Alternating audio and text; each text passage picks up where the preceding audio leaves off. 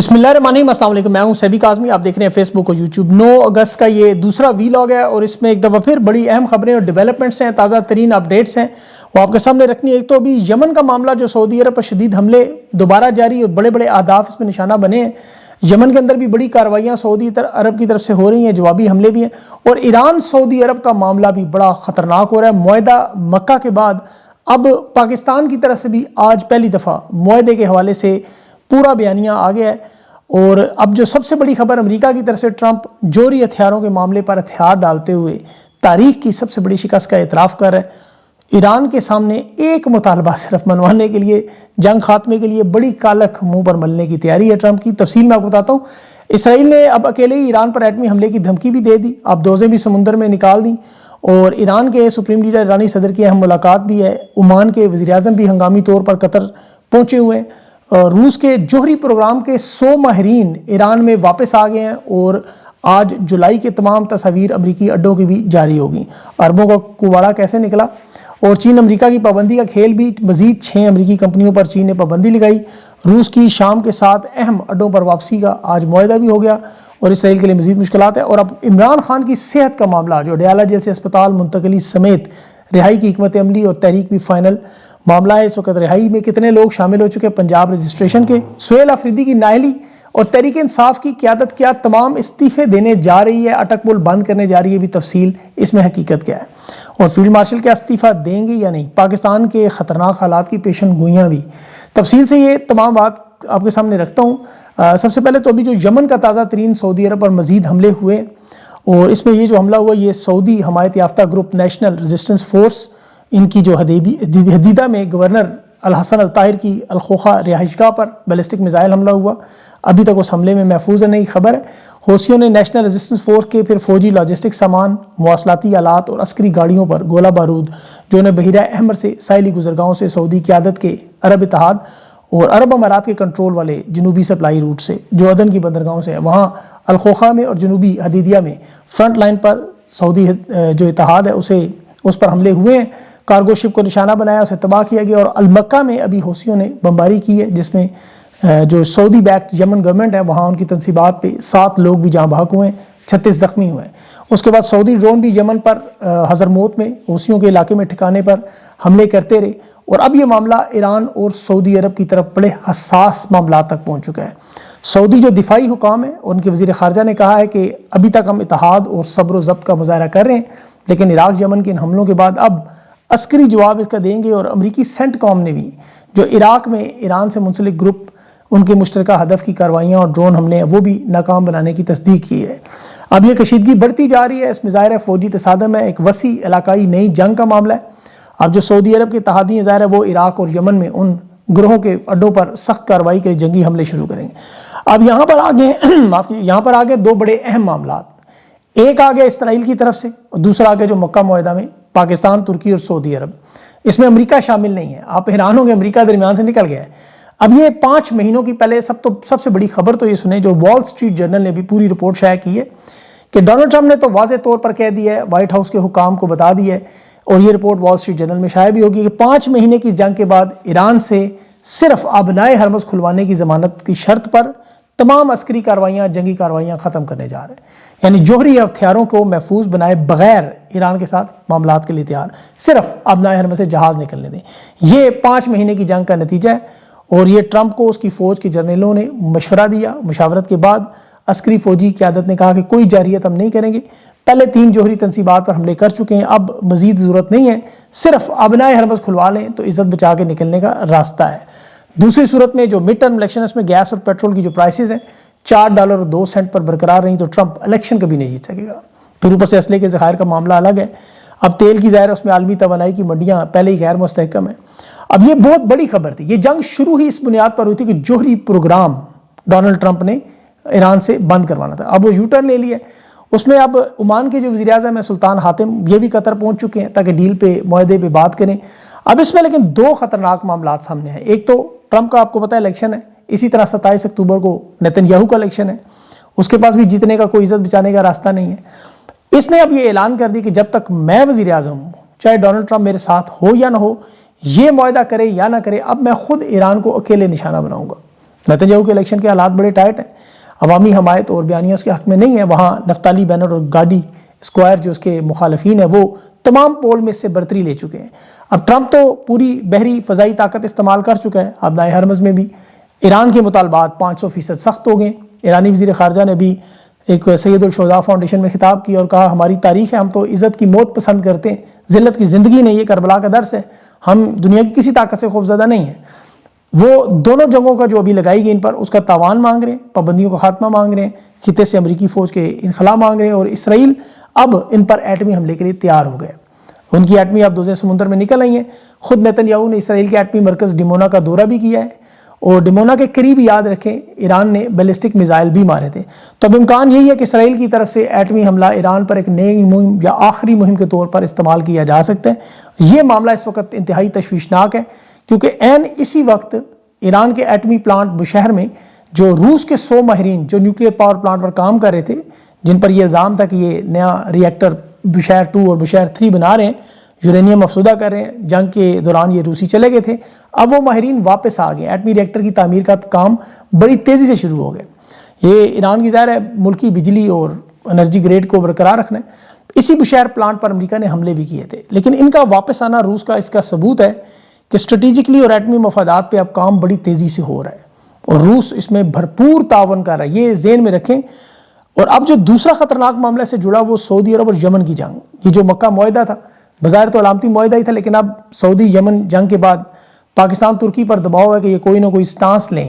اسحاق ڈار نے بھی ترکی اور سعودی عرب کے بعد یہ سٹیٹمنٹ جاری کی ہے کہ اقوام متحدہ کا آرٹیکل 51 ہمیں کہتا ہے کہ انفرادی اور اجتماعی حق ہے، دفاع کا حق ہے، ایک پر حملہ تمام ممالک پر حملہ ہے، یہ کسی ملک کے خلاف نہیں ہے، ہم امن استحکام اور خوشحالی کے لیے معاہدہ کریں. اچھا بڑا ساتے ہیں ایسے.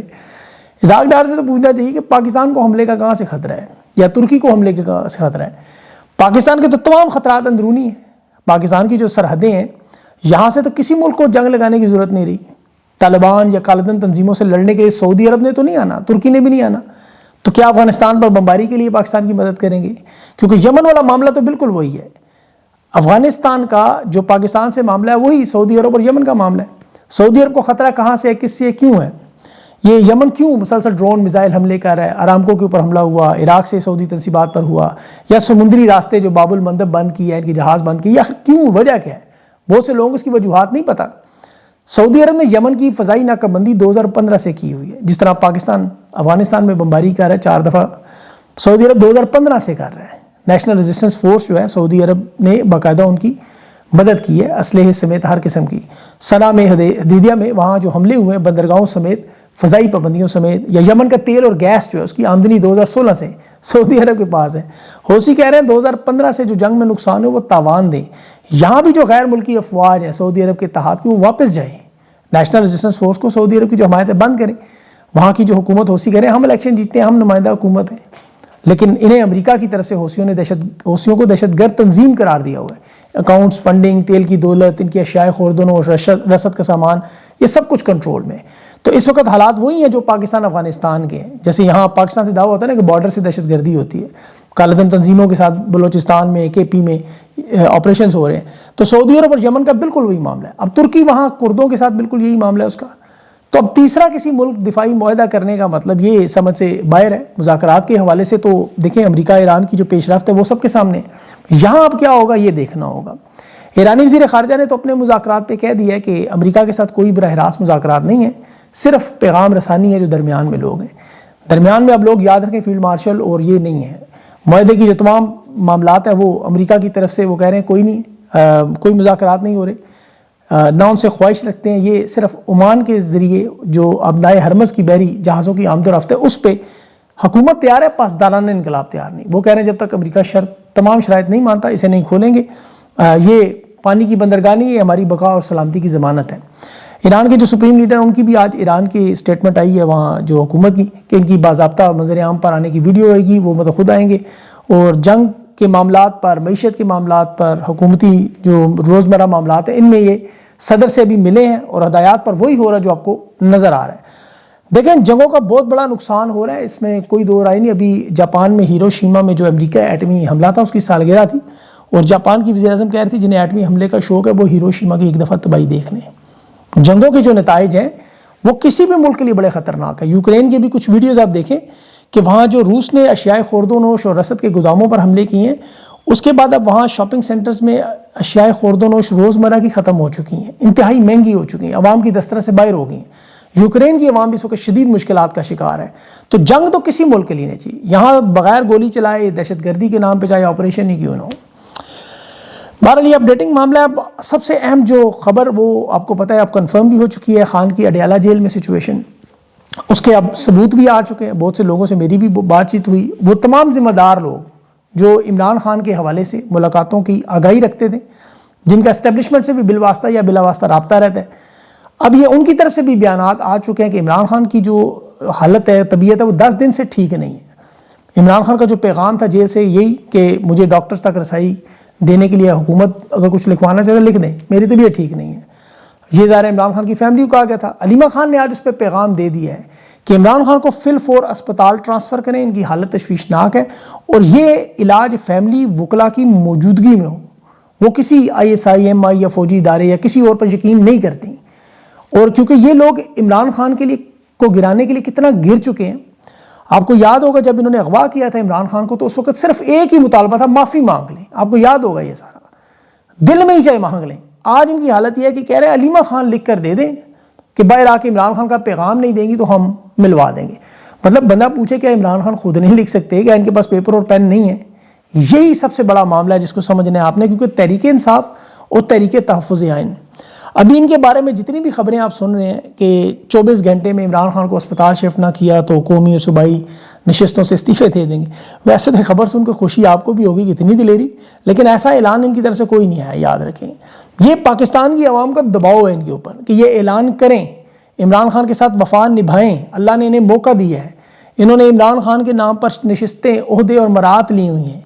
یہ جب تک عمران خان کو منتقل نہ کرے، سہیل آفریدی اٹک کا پل بند کرے، سارا معاملہ حل ہو جائے گا. اسٹیبلشمنٹ مجبور ہوگی استعفے دینے پر، اسپتال منتقل کریں گے. یہ بجائے اس کام پہ عمل کرنے کے یہ صحافیوں کے ان سورس کے پیچھے پڑ گئے کہ سورس بتائیں.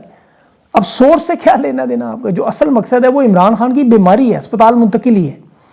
لیکن یہاں آپ کو یاد ہوگا جس طرح 26ویں 27ویں ترمیم جب ہو رہی تھی تو اس وقت عمران خان کو 15 دن کے لیے قید تنہائی میں ڈالا گیا تھا کہ یہ آہستہ آہستہ اس طرح نارمل ہوتا جائے گا، لوگ آہستہ آہستہ نارمل ہو جائیں گے. ابھی قوم کو انہوں نے صوبوں کے معاملات میں الجھایا اور باقی تمام چیزوں میں الجھانے کی کوشش کرتے رہے. حالانکہ آئین اور قانون کا پاکستانیوں کو کیا فکر ہے، اس پہ تو پہلے ہی ڈکٹیٹر غلاظت کرتے رہے. یہ 50 ترمیمیں اور کرنے، فرق کیا پڑنا ہے؟ تحریک انصاف کی قیادت تو صرف یہ یاد رکھے کہ خدا نہ خواستہ عمران خان کو ذرا سا بھی نقصان پہنچا تو اسٹیبلشمنٹ، نون لیگ اور پیپلز پارٹی نے تو کریں ایک سائڈ پہ. ان کے ساتھ کیا ہوگا؟ ذوالفقار علی بھٹو کے ساتھ جب ظلم ہوا تو جیالوں کا جو عوامی رد عمل تھا پیپلز پارٹی کے سینئر رہنماؤں پر بھی تھا، باقاعدہ حملے ہوتے رہے. جو تعزیت کے لیے جاتا ہے اس کا کیا حال ہوتا ہے وہ ذرا چیک کریں.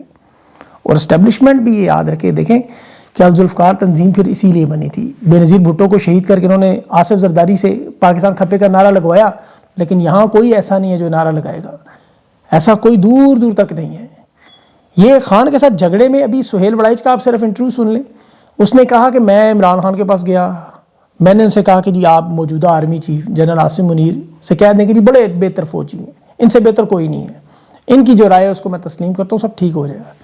عمران خان نہیں مانے، کیونکہ عمران خان کے سامنے نہ جھک سکتا ہے نہ ٹوٹ سکتا ہے. اسی لیے کبھی اس کی آنکھیں، کبھی اس کا کان، کبھی گلا، کبھی بلڈ پریشر اسی لیے بڑھاتے ہیں کہ جسمانی طور پر ٹوٹ کر وہ اسپتال جائے.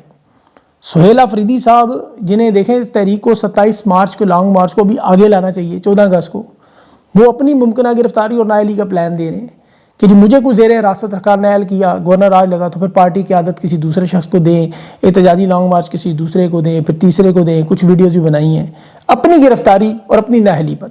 اس وقت عمران خان کی صحت پاکستان کے لیے سب سے نمبر 1 پرائیورٹی میں ہے. یہ اپنا فرض ادا کریں کیونکہ یہی تو سب بینیفیشری ہیں. محمود اچکزئی ہیں، علامہ راجہ ناصر عباس ہیں، یہ قومی صوبائی سینٹ کے نمائندے، ان کے ہاتھ میں استعفے پکڑے ہوئے ہیں.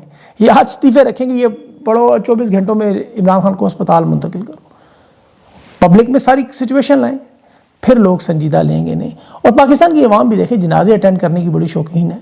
انہوں نے خدا نہ خواستہ اسٹیبلشمنٹ نے قسم اٹھائی ہے پاکستان توڑنے کی. انہوں نے جو حالات ہیں 9 مہینے میں عمران خان کو قید تنہائی میں رکھ کے اذیتیں دینا، اس ٹارچر کے ذریعے بیمار کرنا، اس سے بڑی پاکستان سے دشمنی کیا ہو سکتی ہے؟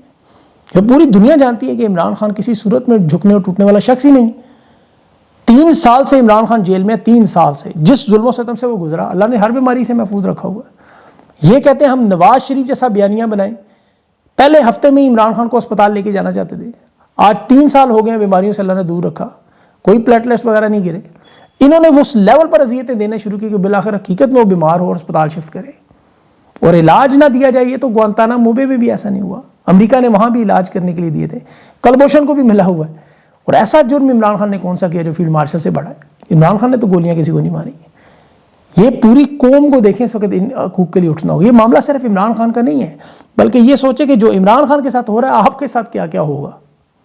ابھی آپ ایک چھوٹا سا نمونہ دیکھیں، وہ ثاقب بشیر نے ابھی ٹویٹ کی وکلا کے حوالے سے کہ کس قسم کا ظلم فستا ہے۔ یہ 5 اگست کو اسلام آباد پولیس نے تحریک انصاف احتجاج کے ورکرز گرفتار کیے اور الزام لگایا جن کے پاس ڈنڈے ہیں، سوٹے ہیں، کیلے ہیں، غلیلے ہیں، بڑے ہتھیار ہیں۔ ایک شخص ایسا اٹھا لیا جو معذور تھا، عدالت میں اسے پیش کیا تو وکلا نے کہا جی اس کے تو ہاتھ ہی کوئی نہیں دونوں۔ عدالت نے پھر بھی اس کا ریمانڈ دے دیا۔ 7 اگست کو جب وہ واپس آیا تو اسے کہا جی ہاتھ کھڑے کرو، جج نے اس نے دونوں ہاتھ کھڑے کیے تو ہاتھ ہی نہیں، پھر اسے مقدمے سے ڈسچارج کیا۔ اب آپ دیکھیں کہ پولیس والوں کو کیا یہ پتہ نہیں تھا کہ ہاتھ نہیں ہے، کیسے مارے گا پتھر، کیسے غلیل مارے گا یا ڈنڈے مارے گا؟ لیکن یہ کام دیکھیں بڑھتا جا رہا ہے دن بدن۔ اور پھر آپ اپنی حالت دیکھیں غور سے، بے روزگاری، مہنگائی کی، آدھی سے زیادہ آبادی تو ویسے ہی 2 وقت کی روٹی نہیں کھا سکتی۔ یہ CCD تو پنجاب میں قتل عام کر رہی تھی، اب لاہور میں جو تھانہ ٹاؤن شپ میں 2 خواتین کے ساتھ ہوا پولیس تشدد، معمولی سی چوری کے مقدمے میں، پھر وہ تھانہ غازی آباد میں دیکھیں جو گھناؤنا واقعہ ہوا معذور لڑکی کے ساتھ، ابھی اس کی بازگشت ختم نہیں ہوئی اور پنجاب میں ابھی 1000 کے قریب کہا جا رہا ہے خواتین مسنگ ہیں، وہ پتہ ہی کوئی نہیں کسی کو کہاں پہ۔ تو یہ جو حالات امن و امان کے ہیں، پاکستانیوں کے قتل عام کے، کبھی وہ خیبر پختونخوا سے، کبھی بلوچستان سے، کبھی کشمیر سے، کبھی پنجاب سے، یہ پاکستان کو بچانے کا تو واحد ایک ہی راستہ ہے کہ یہ جو شخص لایا گیا ہے یہ اپنے اقتدار کی قربانی دے، یہ استعفیٰ دے کے جان چھڑائے، تبھی اللہ پاکستان کو محفوظ رکھے گا۔ اور دعا کرے اللہ انہیں فیصلہ کرنے کی جرأت دے، ہمت دے، دعا کریں کہ یہ خود اپنے ہاتھ استعفیٰ دے کے جان چھڑائیں۔ ان سے تو ہاتھ جوڑ کر بھی درخواست کریں تو کریں۔ وہ خلیفہ ہارون رشید کے دور میں اس وقت ولید فضیل بن ایاس، ان کی ملاقات ہوئی جب اس سے، اس نے کہا جی مجھے خلیفہ نے کہا نصیحت کریں کوئی عدل و انصاف کے حوالے سے، تو وہ ولی بولے کہ دوپہر کو سو جایا کرو بس، کیونکہ جتنی دیر تم سوتے عوام تمہارے ظلم سے امن میں رہتی ہے۔ تو یہ اگر اسی طرح استعفیٰ دے دیں تو عوام امن اور سکون سے رہے گی۔ پاکستان کی بہتری کے لیے انہی کی آپ کو پتہ ہے استعفے کی قربانی ہے۔ اللہ پاکستان میں اپنا رحم و کرم کرے، عمران خان کی صحت اور آپ سب لوگوں کے حالات پر بھی، اور اپنا خیال رکھیں۔ مجھے اگلے ویڈیو تک اجازت دیں، اللہ حافظ۔